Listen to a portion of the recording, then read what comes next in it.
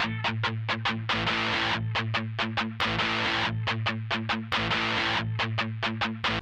what's up? We're the Cancer Bats.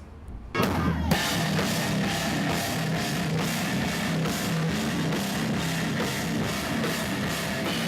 think that's where we all kind of like grew up and sort of came from. It was all about like playing live and being a live band, and you admired all of those bands that crushed, you know, live shows, and not just someone who like had a cool sounding record and then showed up and like stood still while they played. It's like Perfectly, and they played it perfectly, Yeah. and then they just stood there. You know, you like seeing the bands that could get up on stage and rock out, and they're playing perfectly and singing, and you know what I mean, and like, but they're still have that energy. Yeah. You know, and but I think we always wanted to have that live sound on our record because we wanted to be that live band. You know, we weren't gonna stand still, just not an option. Well, I sit down. yeah. It's true. Just your butt sits Yeah. still. Everything else is moving. Yeah.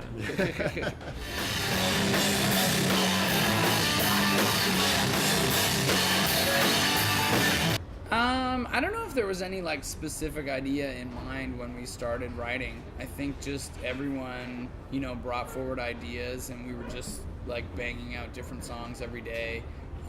Just kind of whatever people would come up with in the band. Like Jay would come with a riff, Scott would come with the riff, Mikey would have an idea, I would have an idea, and it was just like, yeah, let's work on it. Let's just, you know, like play whatever comes to mind. And we did have a little bit of we had rules, I guess. We wanted to make sure that we wrote enough songs that would represent our band. So we split We wanted to it make up. sure that we tried to write, okay, these you know, we want to write 10 songs. We wanted to write 30 songs was our idea. It was like 10 kind of in the stoner rock genre, 10 in like the more rock and roll punk kind of thing, and then 10 that are like really metal. Because we were taking parts from each one and creating the best song. Like, oh, this stoner rock, the first two riffs of this are awesome. What if we took the third riff in this metal song and put it into the stoner rock song? And then, you know, that's how you end up with a song like Dusted.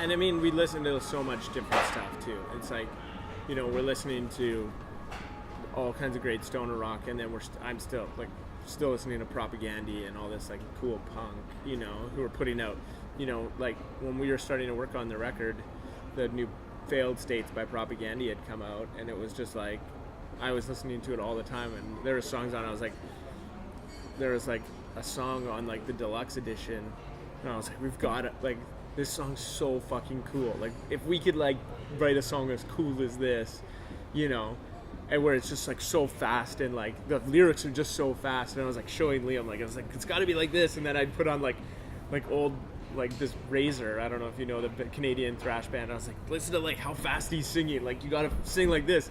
And then that's when we wrote the song All Hail, you know, was when we were like, I was like, this song should be 1:30 and you should not stop singing, like you just word after word after word after word, like so intense.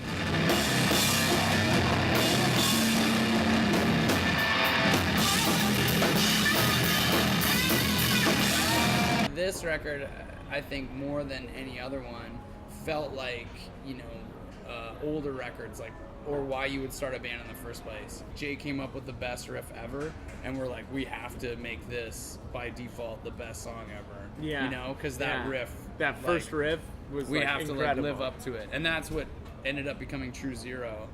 And same with like Arsenic and the Year of the Snake. There was so many tracks like that were just like, this is cool. Or we'd get songs like Beelzebub, where I think we had like a working version that was way more indie rock, and we were like, this is cool. But like, how do we get this to be like crushing? Like, how do we take a song like that's like a normal, slower song and still keep it metal? Still keep it so like the Hesher kid in like the Obituary shirt at the show is gonna be like just as stoked hearing Beelzebub as he is like hearing All Hail. Yeah. And it's like, okay, cool, like that we need to, you know, like let's make the drums huge, like let's make the guitars like totally shred.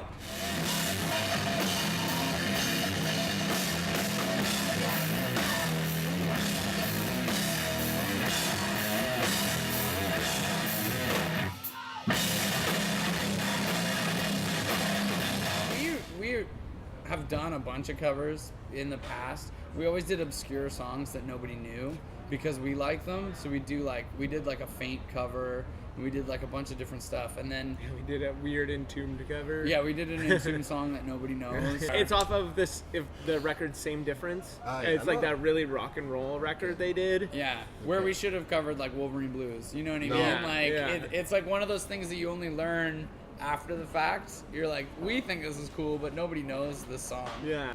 We kind of sound like those bands anyway, you know?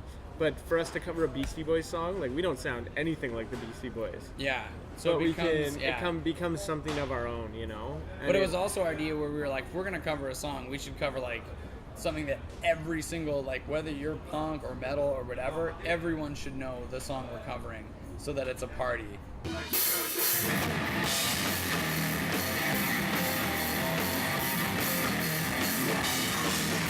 Yeah, I mean, after 10 years, you have to kind of try and start fresh again, you know, and to remember what it was like 10 years ago to start this band, you know, so like, because otherwise it's just bullshit, Yeah, it's true. and it's, Yeah. you know, When you get too caught up in like a band being your job or being your obligation, Yeah. then I think there's lots of times that you can almost like forget why you're making music in Yeah. the first place, and And you I- get too caught up in what you should do, yeah, you know, for other people. yeah, and I think you suffer as the musician and artist, and I think your fans suffer because they're not getting the best.